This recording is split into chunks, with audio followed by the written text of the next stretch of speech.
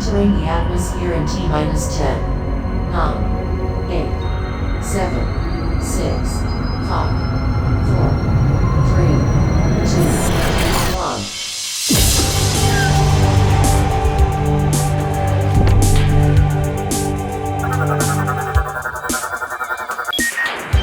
1. Hello, folks, and welcome to a brand new episode of the Omega Metroid podcast. This is definitely the first time that I have said this piece of dialogue. This is a very special episode today for numerous reasons, but mainly because today we are celebrating the 20th anniversary of Metroid Prime Hunters. It's crazy to be here. One more year and it'll be drinking age. It's wild that this game that is so fresh in my mind is this old now. But we're here to celebrate, but I'm not alone. I, of course, could not celebrate this momentous occasion without maybe the number one Metroid Prime Hunters fan ever, Mr. Spire fan. How are you doing today, good sir? You know, you say that, and then I do come across someone named like Noxus or Spire Fan 2 or stuff like that. And yeah, I'm doing great. I had a great St. Patrick's Day. I hope you did too. I hopefully nothing unlucky happened for not wearing green, but knock on wood, I think we'll be okay.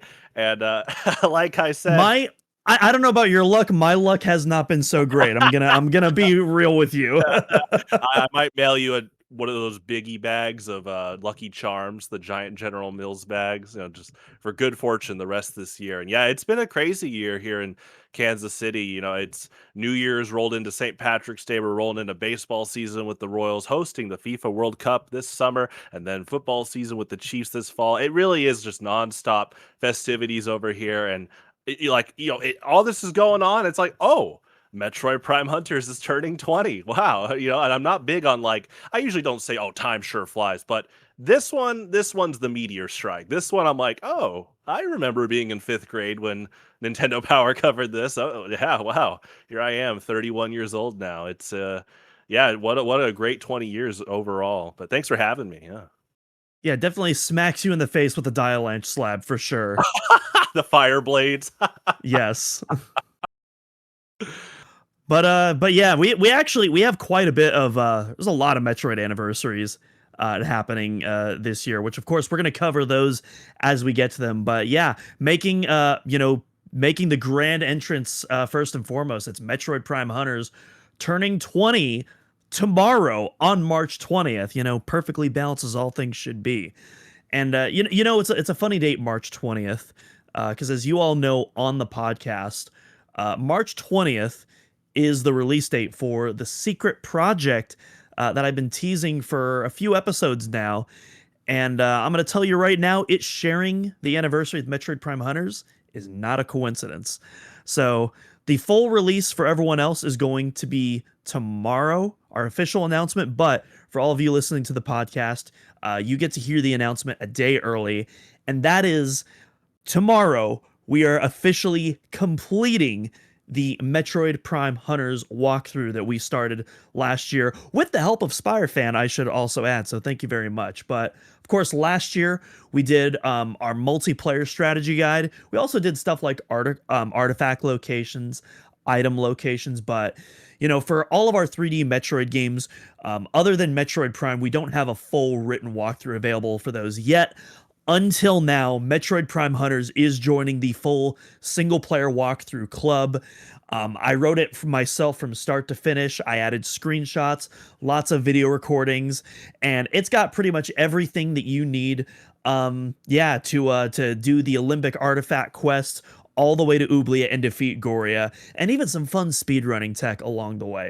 You're gonna have a lot of fun and maybe learn some things that you didn't know you could do in the single player campaign. So whether you're someone who, has struggled with the campaign, maybe you struggled with, the controls. I know that's a big complaint with a lot of people, or maybe you are experienced with the game and you just kind of want to experience it from a new perspective. That's what these guides are for. We always have so much fun making them, and the community always seems to love reading them. So I'm so excited to hear what you guys have to say with this Metroid Prime Hunters single player walkthrough. I put a ton of love into this thing. It's actually funny because I started writing this guide literally like a couple of days before Metroid Prime 4 came out. And obviously, once Prime 4 came out, that kind of became the main priority, not just playing through that game and just, really engrossing myself in the experience, but, all of the news coverage revolving around that game, its own guide coverage that we, had to do since that game obviously took precedent over everything else. But, once everything started to cool down, I got back to work on the guide, and the finishing touches were done just a couple of days ago. So yeah, it is ready to go, and it will be released tomorrow, or maybe it's already released if you're listening to this a day later. But yeah, very excited to have this one out for y'all, and that's my little anniversary gift for Metroid Prime Hunters. Yeah, and I mean, with 20 years, that also means, you talked about controls, and there's so many ways to play the game now. You could play on your old DS, the gray one, DS Lite. I love playing it on the 3DS XL. There's PC builds, there's, touch controls, button controls. So I'm definitely an advocate of, even if you find a control scheme that you might not be a fan of at first, there's so many ways to play this game. And I'm sure what you typed in that walkthrough will help them out. Find a really fun experience, just overall. Hmm. Yeah, I'm a psychopath. I love the touch controls, not gonna lie. I understand why a lot of No, people they're don't great. love it, but I I love the see. I would love, if possible, I would love for a way to like hook up the Wii U gamepad to like Melon DS and just play Metroid Prime Hunters through the Wii U gamepad. That would be like Oh, perfection for me. some people have in the revival group have used like iPads, like they've put their iPads into Melon DS and with a stylus and stuff for touchscreen Oh, controls. nice. I Yeah, don't have an yeah, i I don't have an iPad, but maybe I could borrow like a friend's and try exactly. that out. That sounds awesome. I'd totally be Yeah. down for that. But yeah, that's pretty much the theme of this episode. It's we are kind of just gonna reminiscent on, our thoughts, feelings, and history with Metroid Prime Hunters. A very interesting and unique game in the Metroid series. For a wide variety of reasons, a technical showcase title for the Nintendo DS, and yeah, let's get right into the celebration. And that's the thing. So to kind of talk about Metroid Prime Hunters, we have to go before the launch of Metroid Prime Hunters. There's actually quite a bit of history leading up to the actual release of the game. And this was one of the very first titles shown off when the Nintendo DS was first revealed at E3 2004. When it still had its like beta design before the final design was actually finalized at the end of the year. And yeah, yeah, this is a really interesting piece of footage. One huge pop off from the crowd when it's first revealed, because it's like, oh my god, a 3D Metroid game, a Metroid Prime game running on a handheld. That's wild. So like the E3 crowd like popped off when when Reggie was like narrating, and then Metroid showed up. But and something that we've definitely talked about on the podcast before, this piece of footage is really cool because, despite being, this really early look at the game, after only a few months of development, it takes place on a map that would end up making its way into the final game. And I'm, of course, talking about the legendary Stasis Bunker. This is the very first footage ever shown off of Metroid Prime Hunters. We haven't even seen the touch controls yet. That's how early the game is. Like the gameplay shows two Samus avatars, and they're doing the classic Metroid Prime lock on. So you don't even have like, the Yeah. free aim and the touch controls that you would get in the actual in the final game or even first hunt. So that's how early of a build this game was, and yet this multiplayer map still made its way into the final game. That's just always a piece of trivia that I just absolutely love. Like one of the earliest moments of that game is like still memorialized in the final product like that. Yeah, that's such a good. Oh my gosh, that's such a good deep dive, man. Like you did your homework. That what a great way to start talking about, 20 years of this game is how it all started, because it's been years now since Reggie Fils-Aimé retired, and do you know how many people still miss his charisma for like advertising games, hyping up games, and yeah, him plus Metroid Prime Hunters plus the DS showcase, like killer. And I completely forgot that it originally had lock on before they were really pushing for the precise aim. But Mhm. yeah, that's awesome. And like you said, Stasis Bunker. I mean, gosh, I recently was doing a 100% playthrough, and I got back to that part of the game, and I love like the eerie music. I love the Guardians there, but I also love thinking about history and how that map went through beta, first hunt with morph ball mode, and now into the final game. Like so many iterations of that one map. So cool. Yeah. Yeah, absolutely. Um, and yeah, so it was shown off at E3, and yeah, the crowd loved it. I mean, cool.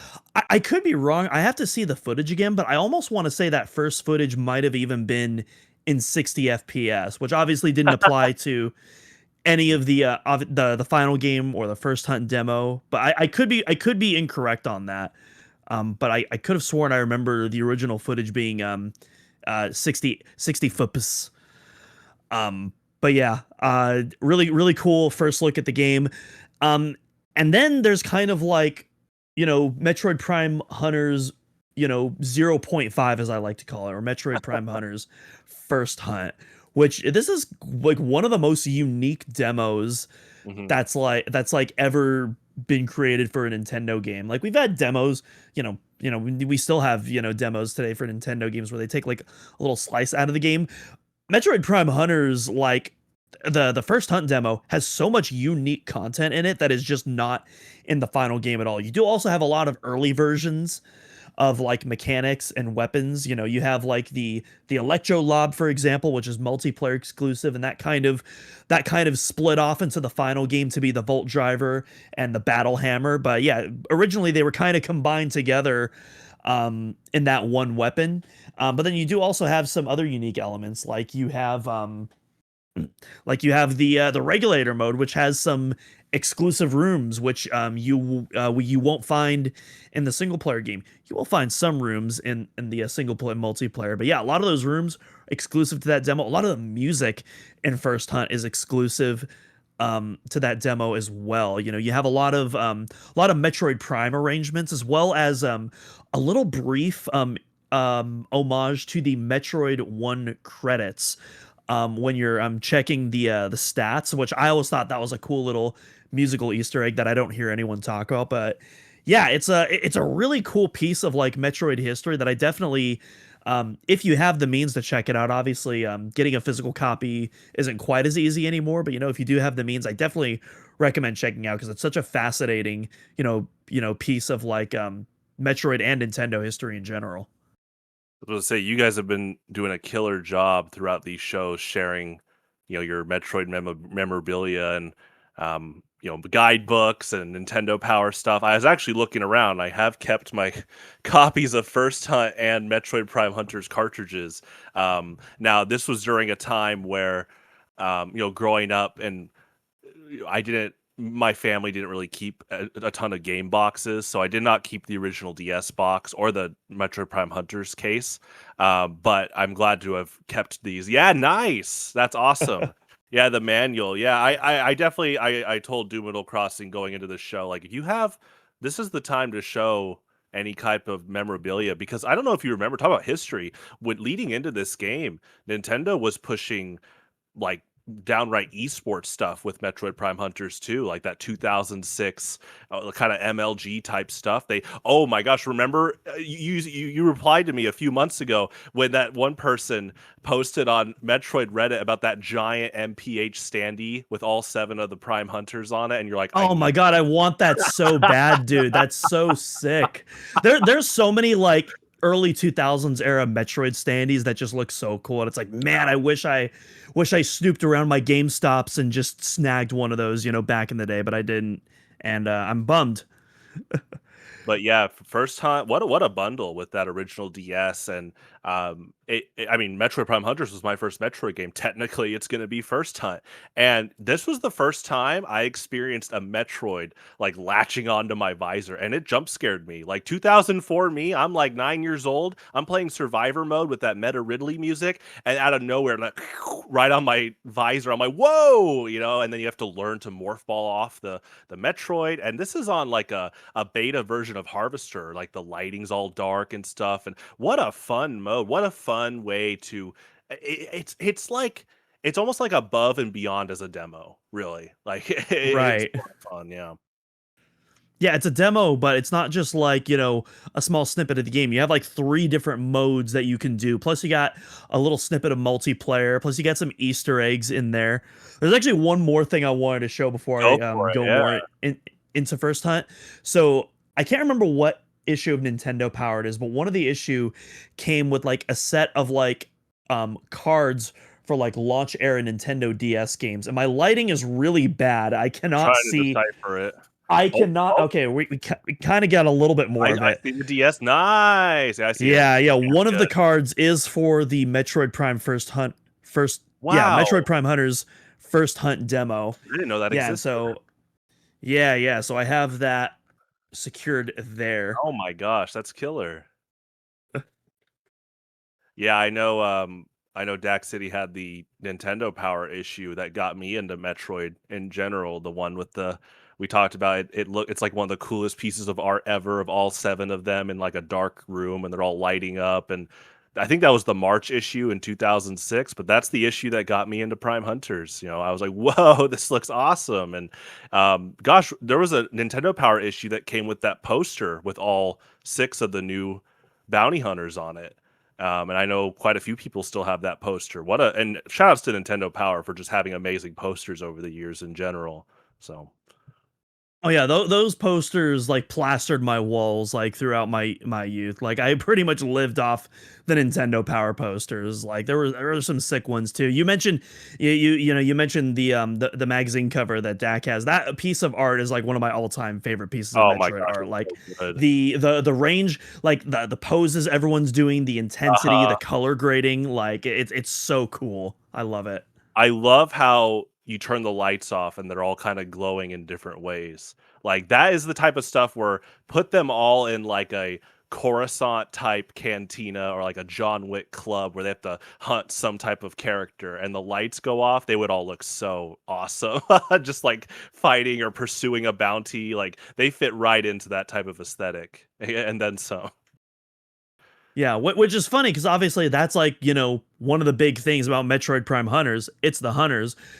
You don't get a lot of that in the first hunt demo. Not saying you don't get it. Obviously, there's one big moment that does display them, but yeah, for the most part, it really is just kind of the Samus show, which I mean, makes sense. It is Metroid.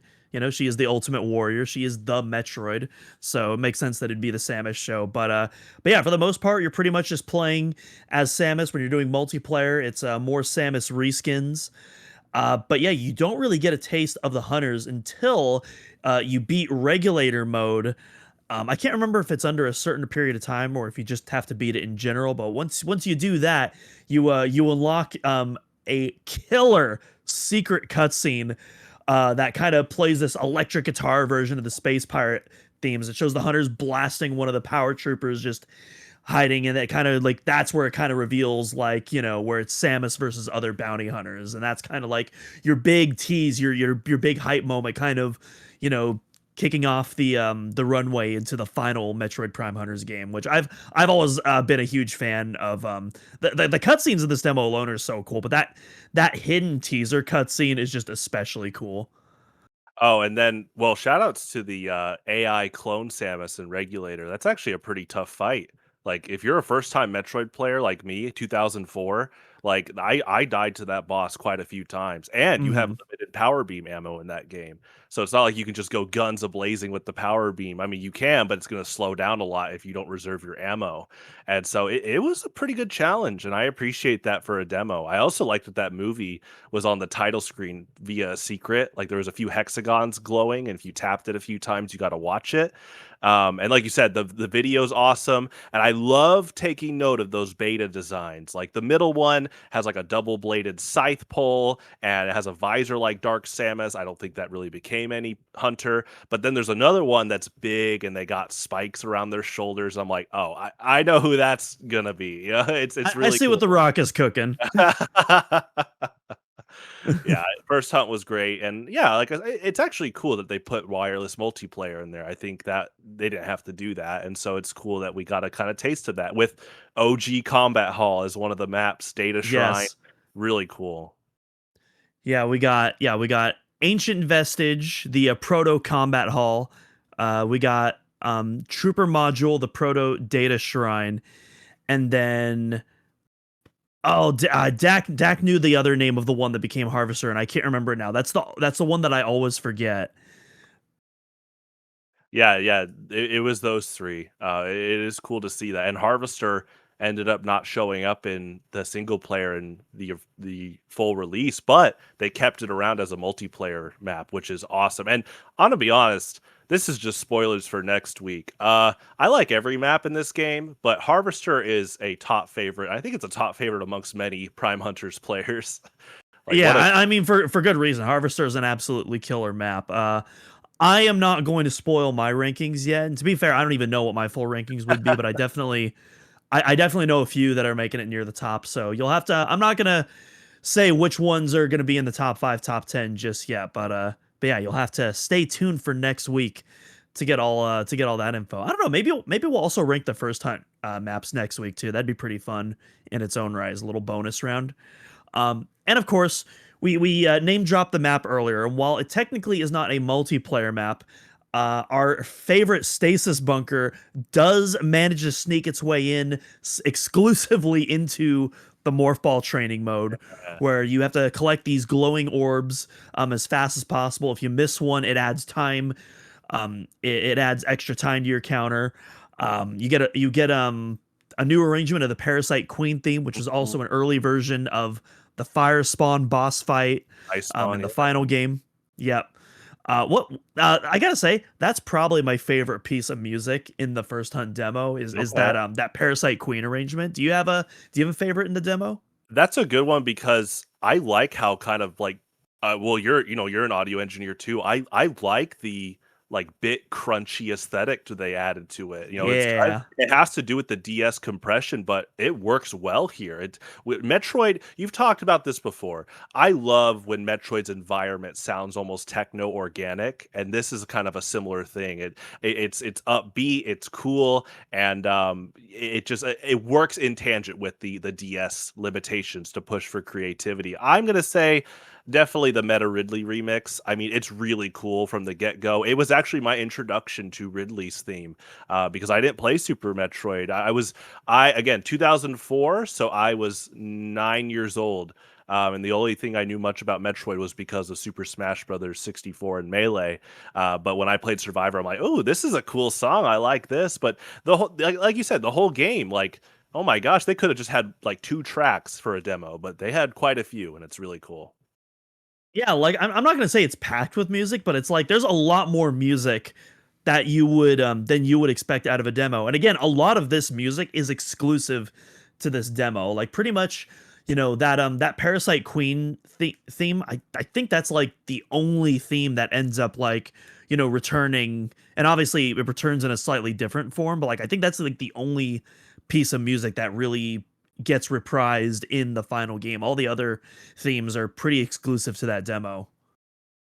Yeah, I mean, and this is, like, for context, both this demo and the official release are from, Software Technology. They have never played, they never made a Metroid game before this. And I do remember Richard Verodi said that leading into making this game, they were assigned Metroid Prime as like homework. Like they basically were told, "Hey, you guys need to check out Metroid Prime while making this." And what's funny is the Retro Studios, when they made Metroid Prime, they were assigned Super Metroid as homework. So talk Right. about like the spinning wheel on the spinning wheel, the cog effect there. That's so cool.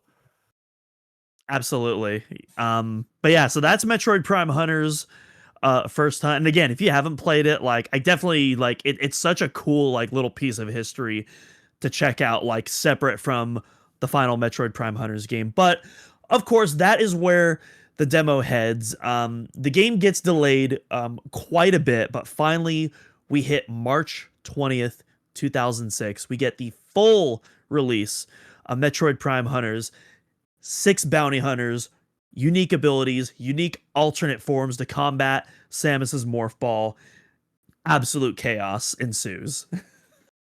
Oh my gosh, right? Well, and I love that you've mentioned in the past that I mean, this game was way ahead of its time. 20 years later, there's still things like you can talk to people through the DS mic without an app. It's like, whoa, Nintendo, Yeah, that's you pretty don't cool. need to use your phone to talk to people on the Nintendo voice app. How original. It's super bold, but you've also mentioned this was a character shooter before that was really its own subgenre. Like we had Team Fortress, the Quake mod, we had Team Fortress Classic, but really we're in this 3-year trifecta 20th anniversary trio of Star Wars Battlefront 2 last year, Metroid Prime Hunters this year, and Team Fortress 2 next year. And I think those 3 games are what pushed character shooters on the map for as a subgenre. I mean that talk about and think of the range there. Battlefront 2 was big on PS2, Xbox, on some PC. TF2 definitely big on PC, some console, and Nintendo got their own slice of the pie with Metroid Prime Hunters, which Dak City has mentioned how many times he was on forums and with clan fights, and there's so many community FPS based things that Nintendo fans got to experience with this game thanks to things like Wi-Fi connection. I think that's awesome. How bold of this game to do all these things 20 years ago. Yeah, and that's a pretty important thing to state about this game as well, because as we talked about, the demo has multiplayer, but it's only local multiplayer in the first hunt demo. So you need someone, you need another physical person to, in the same room as you to wirelessly link up to, and you can still do that in the final game. But Metroid Prime Hunters was not the first, but one of the first batch of games to utilize the Nintendo Wi-Fi connection service, which is the very first time Nintendo has really delved into online multiplayer. Obviously, it started in late 2004 with Mario Kart DS, and I think Metroid Prime Hunters might have been the second game. Now that I think about it, I don't think I might be mistaken, but I don't think there was anything else released between then and Hunters that had that service available. They Or pushed did it actually? No, because Animal Crossing released in 2005 as well, did it? th- Or was there that was also 2006? there was a big ad campaign at that time because like you said, big deal for Nintendo to go internet. Basically the only time Nintendo had internet gaming before was like Fantasy Star Online, but that was through Sega and like the GameCube, with Yeah. that Or adapter. like the Satellaview, which was exclusive to Japan. Yeah, yeah. And so they pushed like, are you ready for Nintendo Wi-Fi connection and Nintendo Power ads and just all over the place? And it listed Mario Kart DS, Animal Crossing Wild World, and Tony Hawk's American Skateland. And they were, they're like, are Yes. you ready to go to your local McDonald's and get set up on Wi-Fi or buy one of our USB sticks? Yeah, or maybe you are someone in a household in 2005, '06 that had a router. I'll never forget. I didn't have something like that really at first, but I knew someone that did because their dad happened to work for Cisco. So they were already ahead of the time with tech. And they're, oh, a wireless router? Okay, let's put it in your DS. And blew my mind just going on Mario Kart Online, playing against other people. And yeah, Prime Hunters followed that right after. Yeah, not just any router though. You needed a router that was able to do WAP Yeah, encryption. yeah. If you could not do WAP encryption, doesn't matter. Go to McDonald's. You're out. Someone should show up 20 years later, get a Shamrock Shake, and say, "Hey, can I play Prime Hunters here like tomorrow?" Using their old DS and stuff. That's definitely a skit in the making for sure. Just showing up to McDonald's and I don't know, like dressed as Neo for some reason with the dark, edgy like early 2000s glasses, Nintendo DS cheeseburger in the other hand, like Oh, Neo's so cool. Actually, I'm glad you mentioned 2000 era of cool because yeah, like Matrix, Bionicle, and this game. Like there was something about the 2000s. I mean, do you know how many Metroid Prime Hunters videos, like kill montages that I saw that had Linkin Park music? It's oh just something yeah. like one for one. I saw so much Metroid related stuff with Linkin Park in the 2000s. It's like a match made in heaven. Yeah. Metroid Prime Hunters in particular, there's something about it, and I can't explain why, but I think you're onto something with Bionicle. Hunters in particular, it feels so Bionicle coded in It's its so cool. DNA.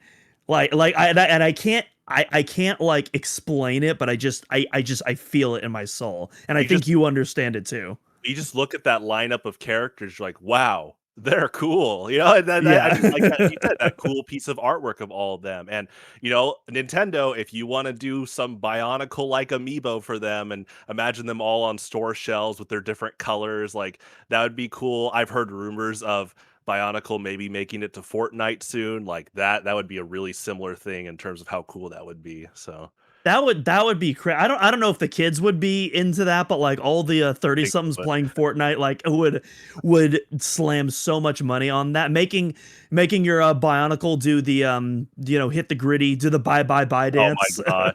Well, okay, real quick, I Lego, you know how Lego does like minifigure packs? They Mhm. actually are about I mean, technically Lego's already in Fortnite, so I mean it's actually not yeah. as crazy as you No, no, that's think. the thing is they're already in Fortnite and they're about to come out with a new series and it's like a Lego IP collection series where you get a random minifigure and Tahu is one of the figures and people are losing it right now. Oh. Like Reddit Lego, Reddit Bionicle, they're like, "Is that Tahu?" I'll go on Twitter and people are losing because I mean it's similar to Prime Hunters. If we saw Spire once right now as Metroid fans, like, "Oh my gosh," because he was in that PBS documentary a few years ago about silicon-based aliens, and we loved Right. it. And so this is the equivalent. You see Tahu, and you're like, "Oh my gosh," and people are gonna buy it. So definitely that 2000s It's like cool. it's like the Sonic 2 meme. He's back.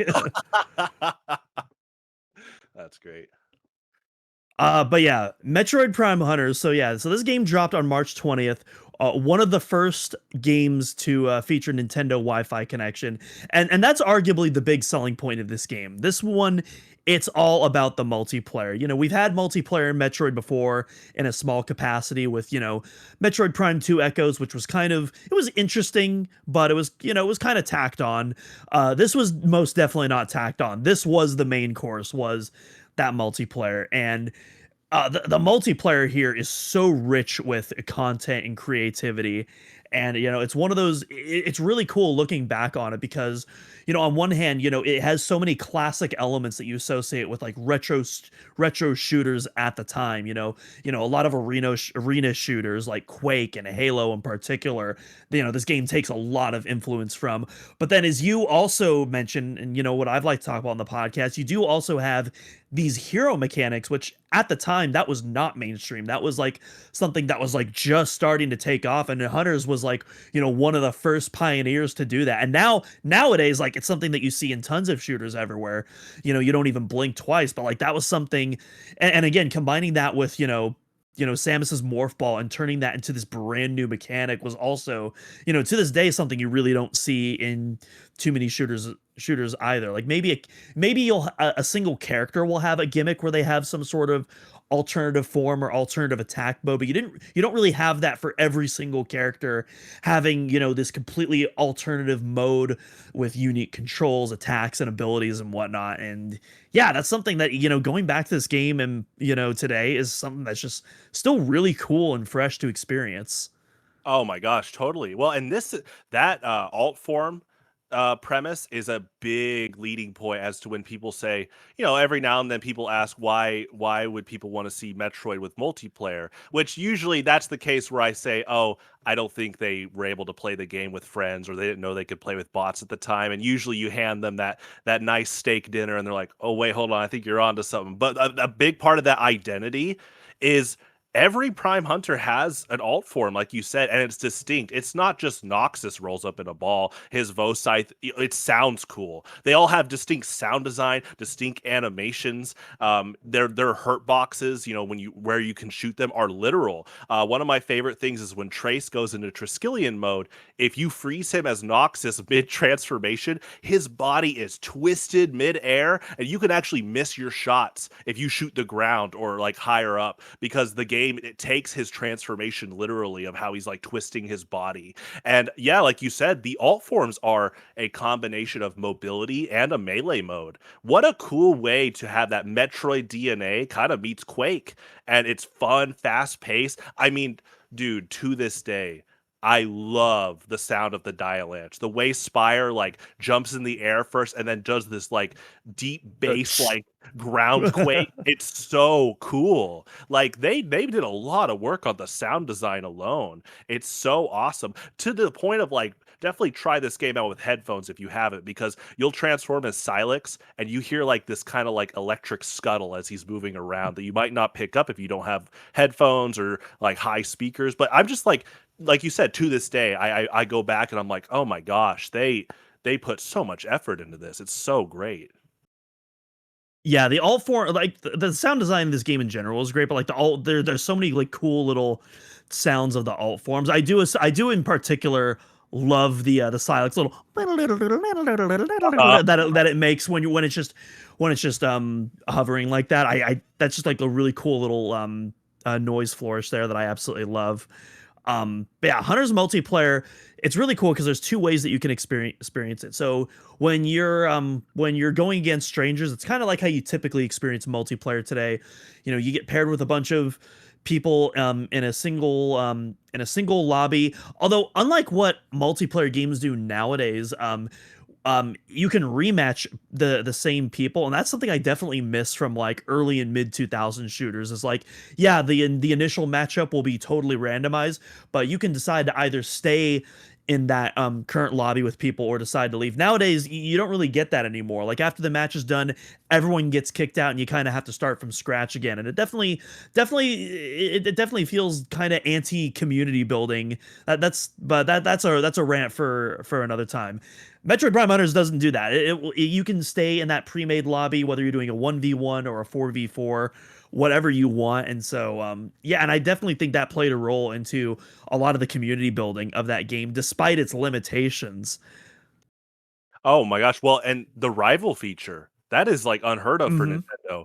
Like, yeah, you had to get a friend code, which, you and Dax City have talked about all these websites like friendcodes.com, Nintendo City, where you could trade friend codes. But in this game, they had a rival system where after each worldwide or like continental match you did, you could add people as rivals without the friend code. Like, that's crazy. And then this game actually kind of had pre-Street Pass with Rival Radar. This is a feature that I don't know how many people even know about because I like never used it, but when you go to the friend code section, you can click Rival Radar. It turns on your wireless signal, and if you come across someone else with Rival Radar, you trade as rivals.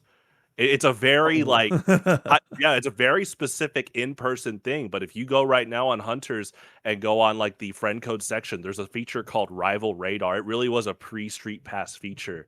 Really cool. So, That's really interesting. I feel like I vaguely remember that, but I definitely never used it during my time. Because I mean, like, you know, who else but me is playing Metroid Prime Hunters in my area? I can't really think of many people, hopefully some people. unfortunately. But yeah, so that was your typical multiplayer experience. But on the other hand, you when you did the full friend code exchange, that's where you get like kind of those PC era lobby systems that you'd get in a lot of PC shooters. And this is where I really feel like well, the game really comes into its own because you get all sorts of like cool customizations that you can do. Of course, obviously you can do game modes, but even like, you know, tinker around with the game modes to kind of like, you know, play around with it and just kind of make your own unique spin on it. This was kind of like in that same era of like, you know, Halo 2, Halo 3 as well, which was also starting to experiment with this idea of like, you know, game mode customization and eventually map customization with 3. But yeah, Hunters started tinkering with that as well, and that was so much fun, especially for me because my favorite mode in pretty much any shooter is always capture the flag, and of course you get your own Metroid twist on capture the flag with the Octolus. Octolith taken. Yeah, you get your own little Metroid twist with that. So I always loved playing capture the flag on Metroid Prime Hunters. Hearing the Alimbic announcer VO, got to be one of my favorite VOs ever. I wish there was more voice recordings of that because I love the sound design of that voice. It's so gnarly. Oh my gosh, please bring that guy back. If it's Guria, maybe it's just Guria being the I narrator, could but see it. Yeah. Guria's like in the narrator booth and Nintendo gives him a call soon about multiplayer Metroid coming back. I'm down for it. But like you said, 7 game modes. Capture the flag. There's Prime Hunter mode where if you're in the lead, you are the bounty. Like it's like, hey, this player got the first kill. They're the Prime Hunter. You're not going to win unless you kill the Prime Hunter and become the Prime Hunter yourself. And I love that. When people ask like, what would a Metroid battle royale look like? And I'm like, dude, Prime Hunter is a very similar thing. You are being a bounty hunter. You're going after the prime target against other bounty hunters. Like, so creative. They had a defender and nodes, these like territory control modes, which was a Right. lot of fun. And like you said, all 7 of these characters were so distinct. They really could have just had Samus and then 6 extra color swaps of her, but they went above and beyond. This is Andrew Jones and Richard Verodi at their apex with, designing these characters.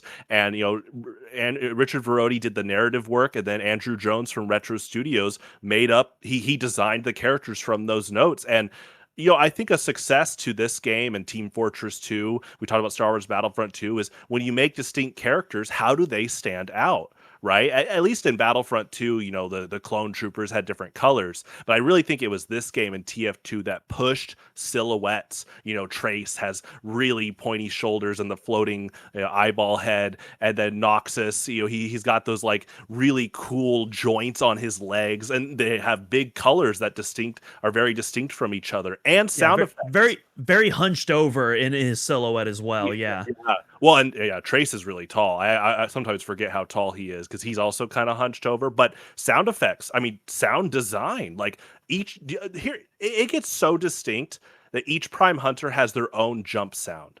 Like, that's crazy. I love that so much. They could have done a generic jump sound for all 7, but when you play the game, you learn who's jumping. Like, it's fun. And like I said, I love the Dialanche sound when he comes out of the Dialanche. If you're experienced in audio, you're like, oh, Spire just got out of alt form. I'm going to go try to headshot him. It's, man, so many intricacies. And like you said, so many game modes, so many ways to play and have fun.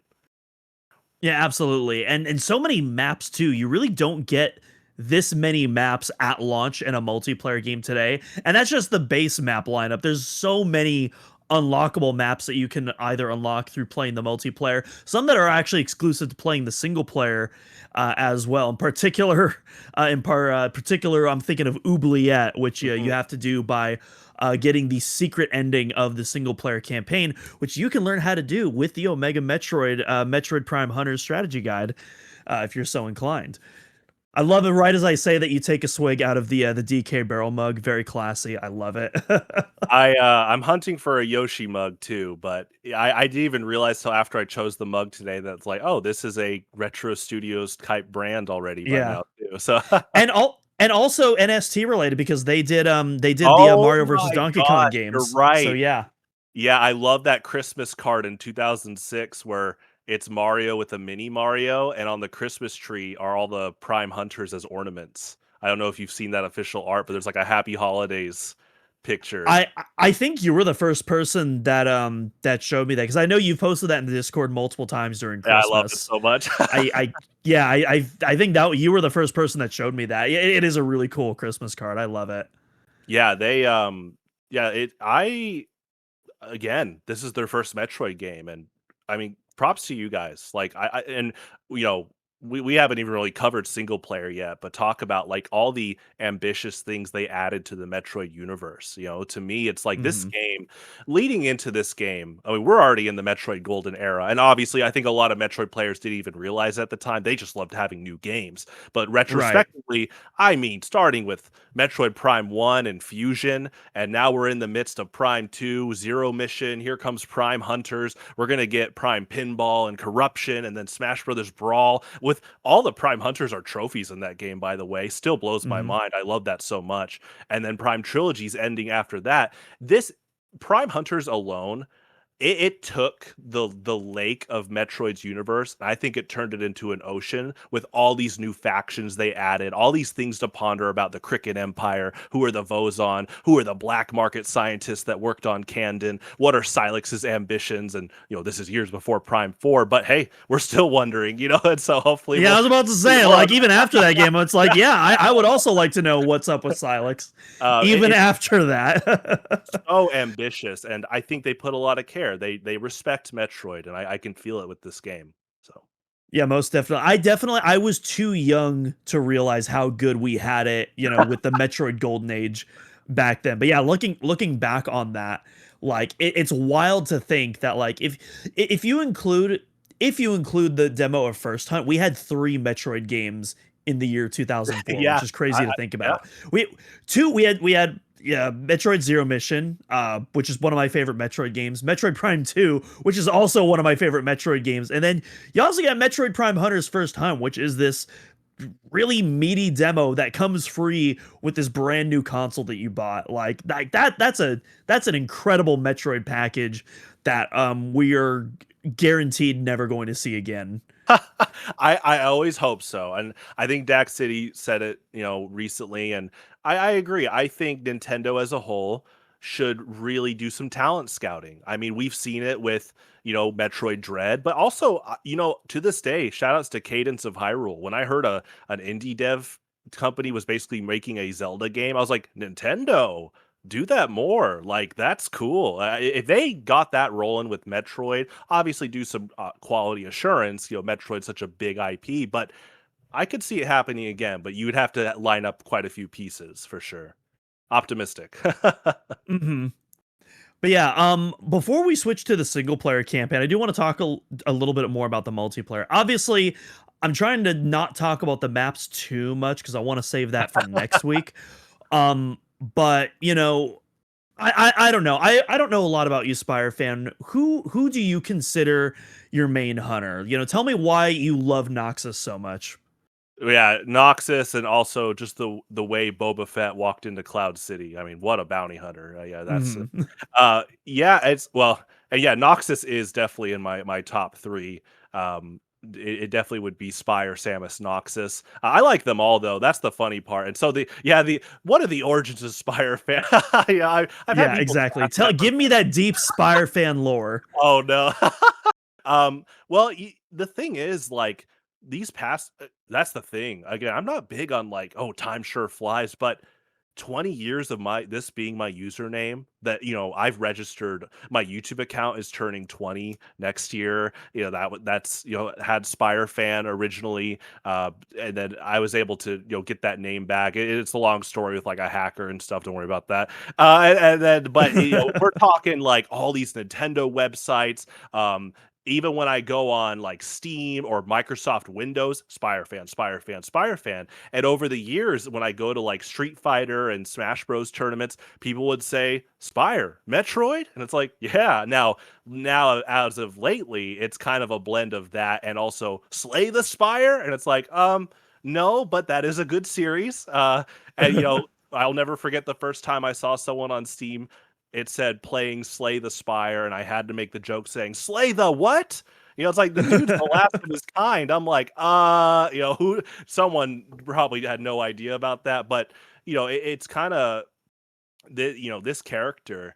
It really boils down to, imagine you're in 5th grade and you're a big Nintendo fan. I grew up with mainly Nintendo and some PC. And over the years, well, I think nowadays with Steam, if you have a Nintendo console and Steam, you have most of the library aside from some Sony exclusives. And so to me, I'm enjoying live playing games. And here comes that Nintendo Power issue with that killer art we talked about. And I'm like, whoa, who are these guys? We're in the midst of Bionicle era. They're cool. They're cool. And so that Yes. marketing struck me. And I'm like, this is awesome. It's coming out on the DS. There's going to be multiplayer. I love playing DS download and local multiplayer. I'm not kidding. Wireless multiplayer did so much for kids on school buses. Like, it was so Oh much yeah. fun. Yeah, Mario Kart DS and the Tetris Dude, DS. I played so much Mario Kart DS on the bus over field trips. Like, oh my goodness, that was. Yeah, and so the fact that they're coming out with this FPS DS multiplayer game, which, context, a lot of FPS games at the time had split screen, which is fine, but the fact that this is basically LAN in the palm of your hands is nuts. I don't mind if you screen peek, it's in the game, that's part of GoldenEye and Halo, but this is like a new venture. It's like, wait, we can play an FPS game with friends in the same room and we don't know really where they are at first. That's insane. And so Yeah. I'm I'm diving into this magazine and they're hyping up these characters, and lo and behold, again, these aren't just Samus recolors. They all have their own backstory. I'm like, oh, I'm invested. This is awesome. I was like, they all look so distinct. And again, I like them all, but I see Spire and I'm like, oh, I really like Spire. Like they showed screenshots from the game. And that intro movie in Metroid Prime Hunters, I think is one of the greatest intros ever. Like they did not have to do that, but Nintendo hired some big animation team, put a lot of money into it and said, we're going to advertise this game with all these characters. So we see things like Candon blowing up the lab, Noxus on top of that giant ice peak. And here comes Spire rolling off the cliff, doing his earthquake landing. And they share that, a bit of those screenshots in Nintendo Power. I'm just like, wow, this is awesome. What a cool guy. And turns out he's kind of the definition of a gentle giant. Samus is amongst these mean, menacing characters, and I think Spire is menacing. But the cool part is that he's not going after the ultimate power to rule the world or to have revenge.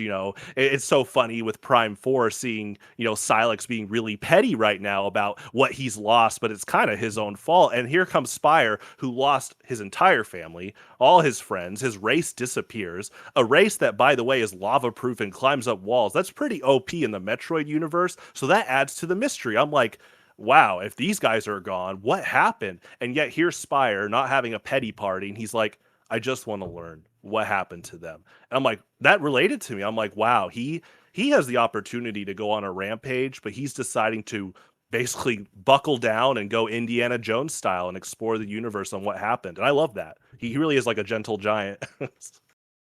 Yeah, I always like that definition you've given to Spire, because I can definitely see it. Like it's the kind of person where, I mean, obviously you don't really get into the campaign because they treat everyone as bots, but like outside of like the campaign skirmishes, you do get the feeling that he's supposed to be kind of a guy where it's like he won't attack you unless provoked. And in the context of the adventure, Samus, Noxus, Spire, who are seen as like the good aligned bounty hunters, I mean, they have not coordinated before, so they're Right. competing, they're rivals. But see, that's another reason I love this game so much, is it breathes so much potential in the Metroid universe. I'm like, man, what if they encounter each other again? I think Spire and Noxus would remember that Samus is the one that defeated Guria, or it's like, what if the Federation greenlit Noxus and Spire as future for hires, right? They're not evil according to Samus's report, and so they could be very similar to the Prime 3 hunters, where if they needed another bounty hunter or for a different mission, they could be in the logbook right now. Meanwhile, I bet, Candon, Weevil, definitely Silex, and Trace are probably black marks. They're probably wanted. And I just like pondering stuff like that. It's cool. It's Hmm. And I think that might be a good way to segue into the campaign from there, because that's the last major mode of Metroid Prime. I mean, obviously it's well, a Metroid game, so there's going to be a single player. Oh, what was that? go ahead and tell me who you enjoyed playing the most. I don't want it to be just about You me. know what? I totally forgot about that. Yeah, you're absolutely right. So I was mainly a Silex main playing Yeah, Metroid Prime Hunters. Silex is my boy. Samus was a close pocket pick for me as well. The homing missiles, as well as the boost ball when you learn how to use it. You can yeah, just tear people up with the yes, boost ball and the bombs. melts If them. you it's very easy to lose track of like with the camera and all that, but like if you are able to like get a hold of it, like you can do some serious damage with the boost ball and the bombs. And yeah, the homing missiles are so great, especially if you collect a lot of Oh, ammo for those and you're able to just spam shots left and right. But yeah, well, and the Silex is sorry. definitely my main pick, followed by Samus, and then occasionally for like some long range maps, I would use Trace. The thing with me though is like I'm really bad at sniping, and so I was never Trace was never one of my go-tos, but I loved the Triskelion alt form, the sound design on that. If you use the rumble pack, the vibration you'll get both when you use it when you get hit by that thing is absolutely nuts. And so I always love using the Triskelion. Very very fun multiplayer kills to get. Oh, he's a jump scare machine. I know newer Metroid fans talk about how the Emmys jump startle them, and it's like we are now at almost 20 years of Trace jump starting me. Like I definitely get startled from time to time, especially when you have headphones on or the speakers are loud. And I didn't mean to interrupt you, but when you mentioned missiles, I just had to quickly add in like talk about sound design. You're playing multiplayer on like Alanos Gateway, and you hear the like the Doppler effect of the homing Yeah. missile. It's so cool. And yeah, I loved hearing that, man. I love that you enjoyed those characters. And I mean, shout outs to software technology giving you the boost ball from the get go. In fact, I like that this game gives you a few of her power ups from the get go. And so you can boost ball Right. ASAP and learn the tricks. Yeah, unfortunately no half pipes though, which is weird because this is definitely in that Tony Hawk era with the rest of the Metroid Prime games. So you think you'd get some half pipe action, maybe some Superman, but alas. Definitely some slopes, but I can't think of any Talon 4 puzzles. But Right. regardless, I Yeah. do like the boost ball was there, especially nowadays where people talk about some Metroid games with they call it physical amnesia, and so people are wondering what if we had a game where we didn't have that. And Prime Hunters does take a few weapons away from Prime 1, but it's cool that we kept a few things. So Right. Yeah, you don't really expand Samus's arsenal outside of like the arm cannon upgrades and the weapons themselves, but you also don't lose anything either.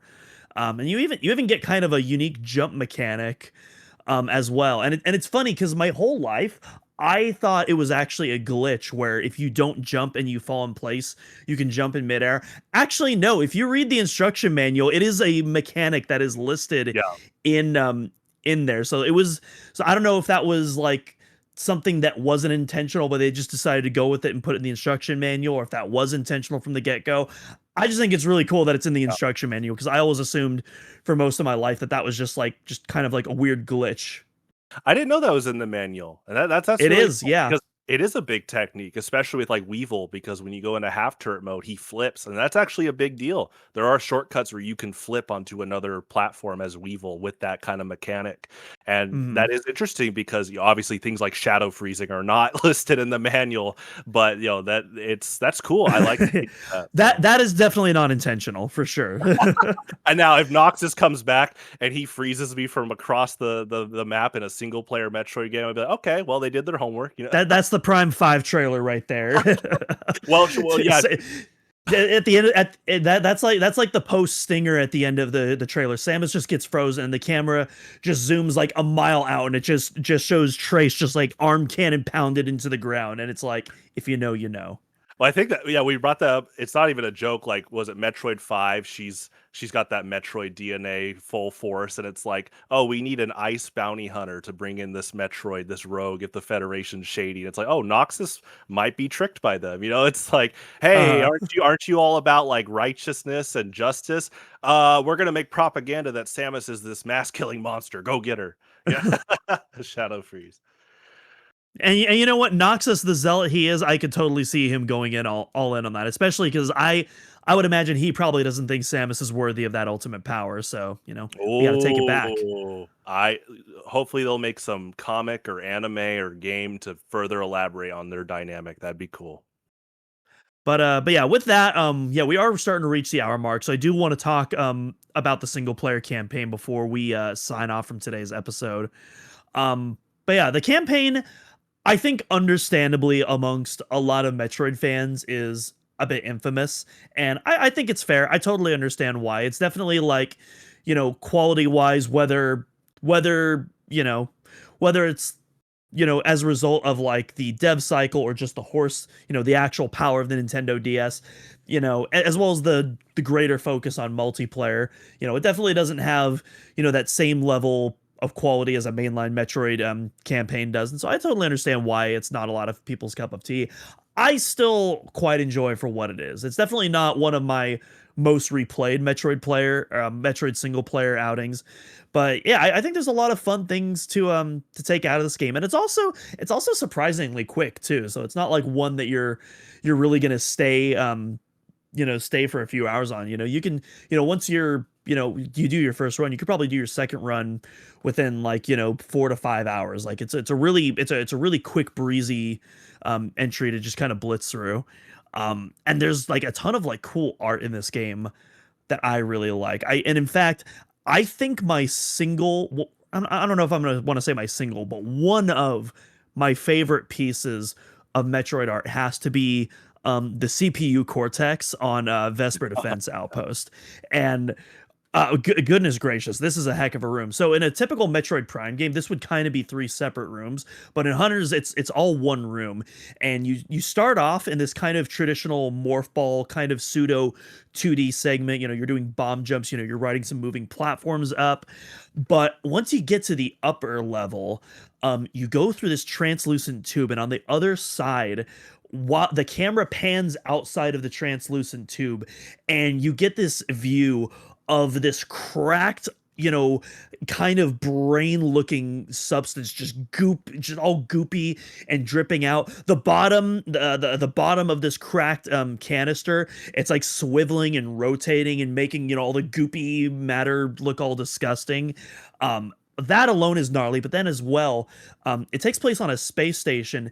The outer hull has a large crack in it, and you can see not just the stars in space on the outside, but you see all of this frozen debris and fuel just orbiting the station all at the same time in real time. It's legit one of my favorite Metroid rooms. It's such a gnarly piece of art, and like I can't believe Metroid Prime Hunters of all games is the one to do it. But that's like an all-timer for me.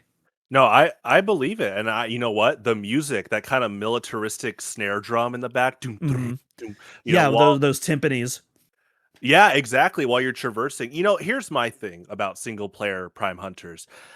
It's Prime Hunters is such an interesting thing in comparison to other Metroid games because now do you know how many people I meet get into Metroid because of Dread and Prime 4? I just bought Prime 4 Hmm. at Best Buy, and the cashier, super nice dude, and he saw that I was buying Prime 4, and he's like, "Oh man, I got into Metroid because of Dread. I'm excited to play this." And so there's all these people that are playing Metroid and they're retroactively going back. And I think the big thing is obviously Nintendo hardly re-released Prime Hunters, and when they did, it was on the Wii U without multiplayer.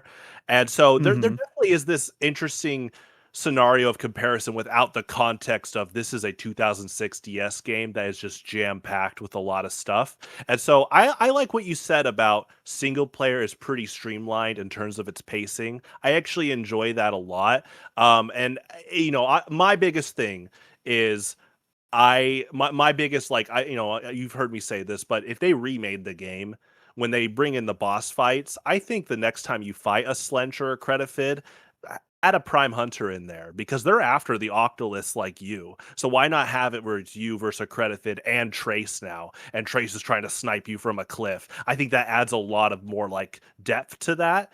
But like you said, even amongst like this memory compressed DS game, there's a lot of ways that they put art like that Vesper Defense Outpost place. Like I like the context of the Vesper Defense Outpost is all about defending the knowledge of the Alimbics. They're war torn. They've encountered so many species. It's been explained in lore that they've encountered the Chozo at least once. So of course I love brainstorming like what if Ravenbeak was one of those and he was like, "Oh, you guys make weapons, huh? Oh, brain stuff for weapons," and then he happens to make brain stuff for Omega Cannon stuff. I love, what's that Always Sunny in Philadelphia, like the billboard where you're Yeah, putting Charlie together. on the Yeah. whiteboard. Yeah. It's me with Ravenbeak and the Vesper Defense Outpost brain. But see, I talk about a game that gets me enveloped in this universe. Like they did not have to make that broken brain jar. They did not have to make the shrapnel and celestial archive when you're space jumping.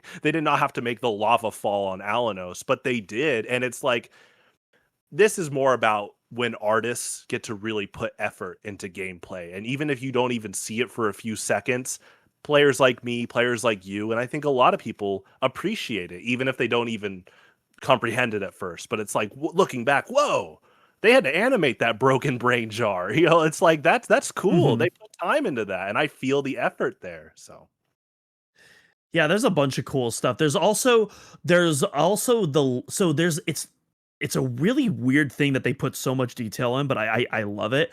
But the so also in Vesper Defense Outpost, but on your second visit, right before the energy overflow kind of escape sequence, there's this lift that takes you up, and oh this yeah. most of the lifts in the game are pretty static. They're these metallic platforms that are raised on a rail. This one, weirdly enough, it's like this translucent platform with like all of these like Oh, cool. tendrils and energy flowing like throughout the platform itself, and it's on this like almost electromagnetic wire going up and down, and then there's like you can see the energy being dumped into like this portal, like it's almost like kind of like a waste dispense system, and there's no scan for it at all, so you kind of just have to use your one of the things that you kind of just have to use your imagination to figure out what it is. And it looks gnarly as hell. You can actually see the fuel stack exploding on the Yes. outside as a little Yeah. prelude to the escape sequence. But yeah, I always kind of just interpreted that as like kind of like a waste management system. But Yeah. yeah, it's such a gnarly looking room that really sticks out.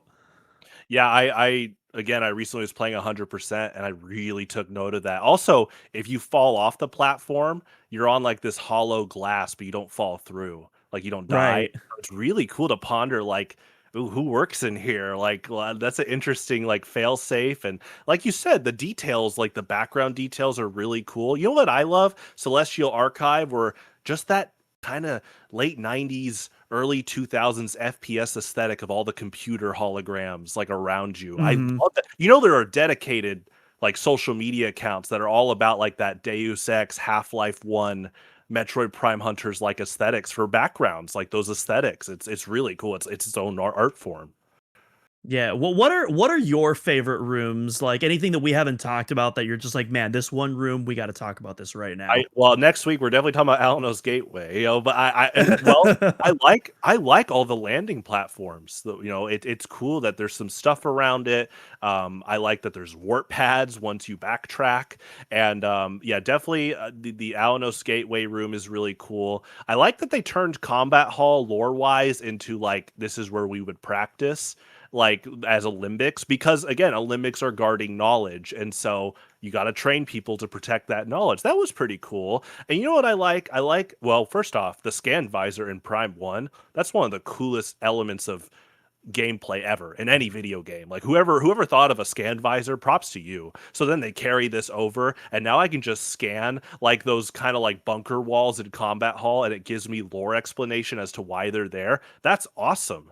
Again, like you said, that sense of wonder, including the things you can't scan, and you're wondering Right. why that's there. And I like those statues of the Alimbic heads that are in like Ice Hive or Sanctoris. Sanctoris has one of them, and it's still in multiplayer. So it makes me ponder like what parts of Sanctoris was single player first and then put into multiplayer and vice versa. It's fun looking at that. Like what we talked about with, some of the older maps like Stasis Bunker and how they were repurposed, which by the way, Stasis Bunker having kind of a morph ball puzzle with the timer was really a kind of a throwback. Like I actually, so kind of spoilers to the guide, I do a little bit of reference to the first hunter once we get to that section of the guide, because that totally feels like it was inspired by the first hunt morph ball training for sure. Even though you technically don't have to use the morph ball, it's definitely the opportune time to use it. it's pretty great. I also that room has that like the dead guardian that keeps the door jammed, or Oh, like that's right. That is so cool. Yeah. yeah, well, and the music, like oh my gosh, that and the Celestial Archive 1, like that kind of eeriness. I love that. Uh-huh. Imagine if they brought that back like in other Metroid games. That'd be really cool.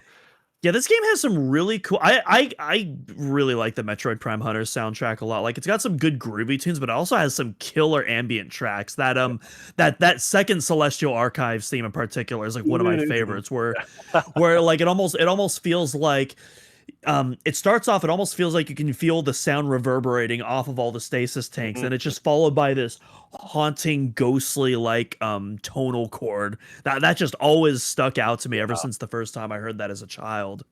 Yeah, it's great. That great ominous detail to it. I love the Alanos, the choir, the ho ho ho. Yeah, it's Uh-huh. so great. Oh, oh, oh, oh. Also, I really like obviously each Prime Hunter has their own motif, and I like that the choir for Noxus was carried over to Arcterra.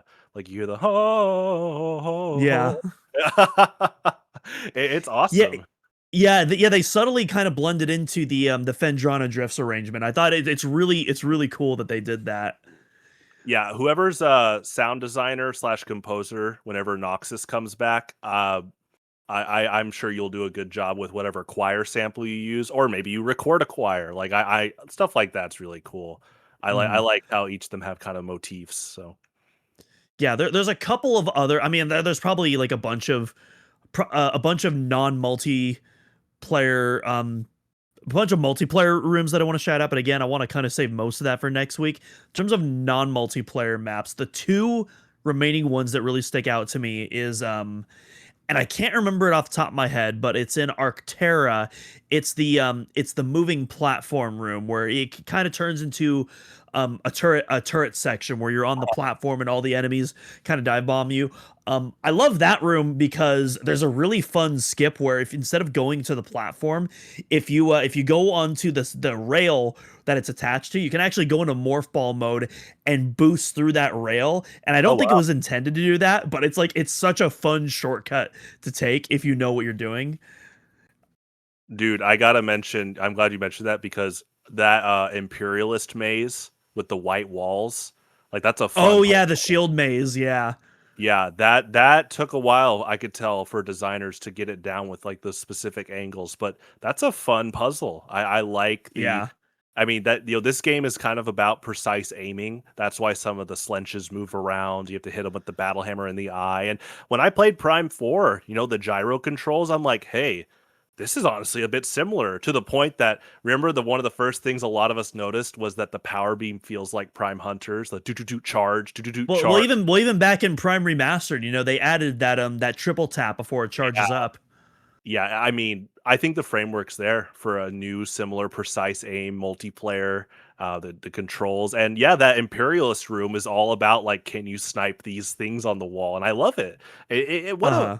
I can tell they're just having fun. Like it's just like, hey, what can we put here to add to Arctera? It's like, well, you got a sniper rifle. When Samus ever had a sniper rifle? Let's do some sniper puzzles. That's awesome. I will say, speaking of Arctera, and also speaking of the second trip to Arctera, I also have to shout out what I think is probably my favorite scan visor puzzle ever. And it's right after you get the Imperialist, right after you defeat the Arctic spawn. You're trying to figure out how to progress forward, and there's this big shield blocking the way in Fault Line where you just got the Imperialist. And all of a sudden, you'll notice on the other side of the shield is one of the ship deck portals that will transport you back, but you can't reach it because there's a shield in your way. But your scan visor can reach the switch. So what you have to do is you have to activate the portal from the other side of the shield, go back to the landing pad, and then take the newly activated portal to teleport to the other side of the shield. That is legit one of my favorite scan visor puzzles ever. Like that Yeah. is so cool. I would love to see more stuff like that Oh in yeah. future Metroid titles. Also in single player only, with my latest playthrough, I love the sound when you hit the electric switches that turn on platforms. Like they do a twist when you shoot them. It's like boom, boom. The doo doo doo. Yeah, it's so cool. Like I never get tired of that. I just like the sound design in this game in general. And I mentioned Deus Ex and Half Life. The single player campaign, I mentioned, Samus has a sniper rifle. The Magmal's like a flare gun grenade launcher. I could tell they had fun with, wait, these weapons kind of have all these different properties. So there's a blend of like, you need to use this weapon here, but also, hey, go crazy. If you got the shotgun like Gordon Freeman and you want to use it against Weevil, but in this case it's the Judicator, go for it. And I like that. I like that kind of like weapon variety freedom. So Yeah, and then one final room I want to shout out because we haven't talked about the final area yet, Oubliette. I gotta shout first off, I love the art direction of Oubliette. It basically it's just like, hey, what if Quake but Metroid? Specifically Quake 1 with all of the Lovecraftian with what yeah, all the Lovecraftian or references there. It's such a cool take on a Metroid area, and I absolutely love that. It's also why I love the I can't remember what it's called, the cosmic realm in Doom the Dark Ages, because it's also oh very Quake and Lovecraftian inspired. So yeah, absolutely love all of that. But the main room right before you fight Goria and right before you get the energy tank, to get to the energy tank, there's a series of morph ball tunnels you have to go through, and when you pop out of the tunnels, you're on like these twisted and messed up branches that like form these convoluted morph ball paths, and that there's something about that that just always like really stuck with me. And I always love the fact that once you reach the energy tank room, the final energy tank of that game, you can actually peer out the window and Uh, look at the final arena where you'll only fight Goria 2 if you do the secret sequence to unlock him. So you could technically watch that room and then never actually fight him there if you don't do the sequence. But it's just like a really cool little bit of foreshadowing. Yeah, well, and also like a single player room I'll mention is the first part of Celestial Archives where you have to hop up each platform, to go to the next data shrine level. And so when you're on those like hologram platforms, the colored ones, um, Uh huh. there's a scan, and I'm glad I caught this for 100%. One of the scans is just kind of Samus peering out to outer space, and it just talks about the Alimbic Cluster. I'm like, that's really cool. I could see Samus just taking a brief second to be like, "Where am I? This is not familiar Federation space," which is cool. You said love, we talk about Lovecraftian horror, and Guria is that. He's like, "Hey, I Yeah. got this power, come and get it." Mess with the abyss messes back, and it kind of feels a bit Majora's Mask-esque. This is a new land, and there's all these cool, like, atmospheric things that the character isn't fully familiar with, and I think rooms like that really add to it. So, Yeah, kind of last thing I want to talk about before we sign off. We've talked a little bit about the music, but I want to ask you, we already asked you what your favorite music track was from First Hunt. What is your favorite track from the final game besides Spire's theme?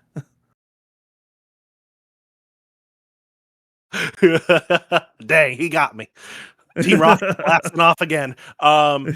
Okay, so I love the soundtrack in general. I will give you my top three Prime Hunter songs. Yeah, Spire's theme is one. The default. No, I'm gonna top five. Yeah, so it's gonna be that. I love the Alanos theme, like right when you get out of the ship, and we already mentioned the choir singing.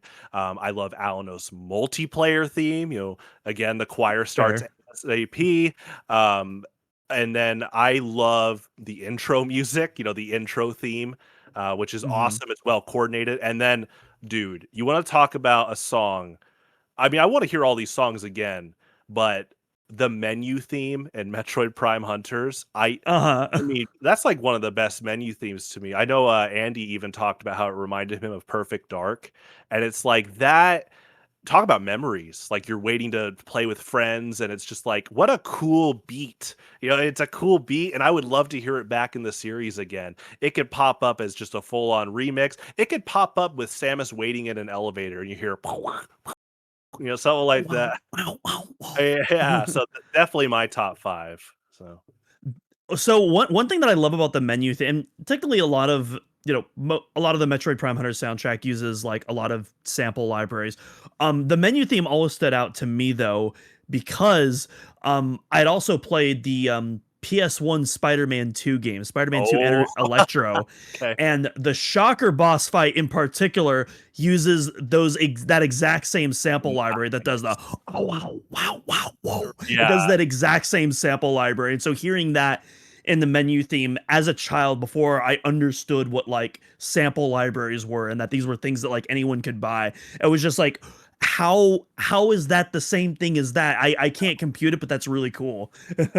Yeah, my good friend Curtis O'Hara sent me a video a while back about that sample library for Hunters. I guess it's in a Spyro game too, but yeah, it's like mind Mhm. blowing. Also, real quick, they use a lot of same instruments from the 64 Zeldas and Mario 64. Like you can hear some of that kind of 64 like MIDI instruments used throughout some Mhm. of the game, which is cool. I like that. I mean, it's Nintendo software technology. They have access to that, so I like that a lot.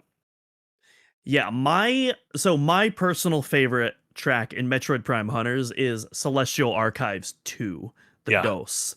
That's my all-time favorite Metroid Prime Hunters track. Which specifically to kind of cue you in, it's like right after you collect the first Alimbic artifact. So you It's kind just of you funky. defeat that. Yeah, you defeat all of those psycho bits. You lower the artifact shield, you collect it, and then you get like this really surprisingly tranquil piece of music to kind of combat the eeriness of like first entering the station. But you also get like a really fat beat and a bass guitar on top So of it, and yeah, and like you think about it, and like you wouldn't really associate that with Metroid, but yeah, Lord Shredler just makes it work, and it's like it's such a cool and peaceful little piece of music that's like always resonated. It's one of my all-time favorite Metroid tracks. yeah. Yeah, it's great. That's a great mention. And you talk about, when people say what makes for Metroid, and I'm down for songs like that. I mentioned early in the episode today about how the universe was so expanded here, including, I mean, Weevil's basically on a Coruscant-like city in his intro. So to me, it's thinking about what other maybe Star Wars like, jazz clubs are there in Metroid, or just like other types of genres that we could hear in the future, because it's a big universe. So yeah, that Celestial Archive song definitely reminds you there could be funk in Metroid. Right, absolutely. And then all the multiplayer themes are really good. I think the Arcterra theme is criminally underrated though. I love Okay. just kind of like the offbeat time signature of that. I love the build up to like all of the wailings and kind of that main melody. Like I think that theme is like super cool, but I don't even hear Hunters fans talk about that theme a lot, but that one's also really resonated with me.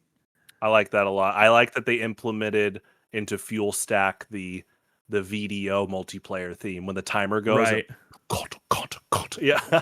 But yeah, that was actually really good. I like that. Yeah, really great. I just, yeah, and I want to mention real quick with single player, it's not just specific rooms, but there's key moments that just help breathe life to this universe. And you've heard me talk about it before, but I didn't know until I played it again that, when you encounter Noxus fighting Trace, which by the way, I'd like to see more of that, just all these bounty hunters interacting. You're not even involved in this fight. And then Right. it's Yeah, you like, just kind of stumble into like a conflict in progress so that everyone just like glares at you and immediately focuses their attention on you. I always love that. I love that. I love that Dak City mentioned he'd like to see, like in a remake, more of those bounty hunters fighting each other. And then I didn't know this, but I knew the part where when Trace would shriek, he would lay out a blast of Imperialist shots, which looks cool. I didn't know that Noxus took cover. And so I was like, whoa, they had to code that. That's a cool detail. I really enjoy that. And then of course, you mentioned this game has one of your favorite songs. This game has one of the funniest moments, in my opinion, for Metroid, where as you're escaping with the timer going, you hear the Guardian music. You're like, uh-oh, do I have time for this? But then Trace kills the Guardian. He's like, nah, you're fighting me. Dude, it's so funny. And it's in character. Trace is like a young, brash, trying to make his name in the Empire type guy. And so I could see him totally doing something like that. And it's cool. It's a cool universe thing. You know what? You mentioned the Guardian. I will say the Guardian theme is also another one of my favorite themes in the game. I think that's like such a sick piece of battle music. No, yeah. Maybe an unpopular opinion. I know a lot of people they hear Guardians and they just get PTSD. I love the Guardian battle theme personally. I hope not. But real quick, I mean, we talked about how just seeing Spire again would be amazing. I'm gonna be honest. When I found out Smash Ultimate and Smash 4 had Psycho bits in it, I was going crazy. I was like, "This is so awesome! I love that I can fight Uncompressed for the with my-" first time. Like Oh it yeah, sounds yeah, so good. yeah. I like either, and whoever decided to put Psycho bits as a Metroid song in the latest Smash Bros. Games, props to you. I like that song too. So, And good for that, because honestly, I feel like a lot of the Metroid music in Smash post Brawl has been weak for the most part. That's a really good. That was like a really cool, like kind of like a hidden gem pick where it's like, oh, I didn't expect that.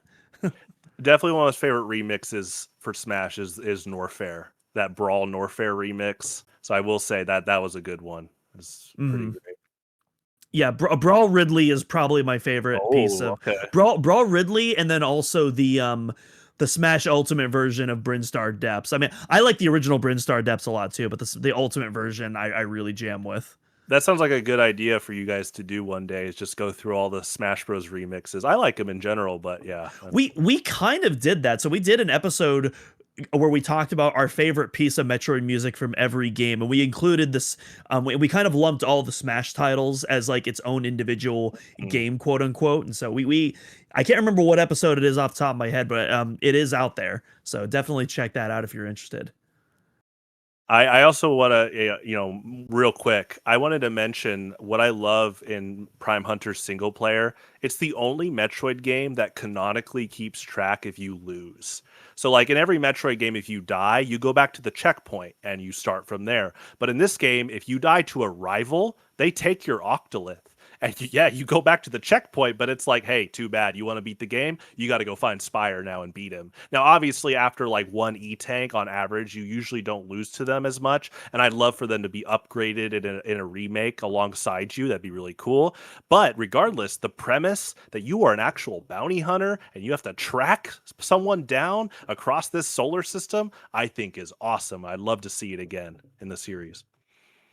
Yeah, it's a really cool concept. Definitely something I could see fleshed out in the future. Like I feel like, that could be its own episode, is just like, what would a sequel to Hunters look like, really expanding and extrapolating on the ideas. I don't know, maybe that's something we do add to the anniversary coverage. I don't know. But yeah, I don't really have much else to say. I don't know. I'm sure you probably could sit here and just, talk about this game for the rest of your life. But yeah, we are reaching almost the hour and a half mark. So I think we're ready to sign off today, because we still got more stuff to talk about. We got to talk about we got to rank our favorite multiplayer maps next week. And so I definitely want to make sure I'm hydrated and energized for that, because that's going to be a really fun episode. But yeah, folks, that's going to do it for us today. But before you head out, yeah, that's right, I'm talking to you right now. Before you head out, make sure to leave a like on the video or the audio form podcast if you've enjoyed the show today. Subscribe to our channels. Hit the bell notification if you're on YouTube. And you enjoyed chatting with us, but you got more that's on your mind. You want to keep chatting with us. Well, guess what? Both myself, Spire, all the rest of the Omega Metroid crew, and a ton of dedicated fans are in our Discord server right now, chatting it up. So feel free to join the conversation. Tell us your favorite Metroid Prime Hunters moments. Give us your Metroid Prime Hunters hot takes. Let the internet scold upon you. Your hottest Metroid Prime Hunter takes in our Discord server. You can follow all of us at Twitter. I'm at Doominal Cross. Spire is over at Spire Fan. Dak City is at Dak City _. And Andy is at Spiteri316. And also, hey, you probably hear our main podcast theme playing right now as I'm doing the outro. Well, guess what? You can download that for the low price of free in the description below at our Bandcamp page. If you want to listen to the full version, composed by myself, Cinemax, and Lacey Johnson. And of course, I would be remiss if I didn't mention to check out OmegaMetroid.com, the home of the latest Metroid news, guides, and walkthroughs, including tomorrow, the Metroid Prime Hunters full single-player 100% walkthrough. Folks, that's going to do it for us today, signing off on day one of our Metroid Prime Hunters 20th anniversary coverage. We'll see you next week, and most importantly of all, we'll see you next mission.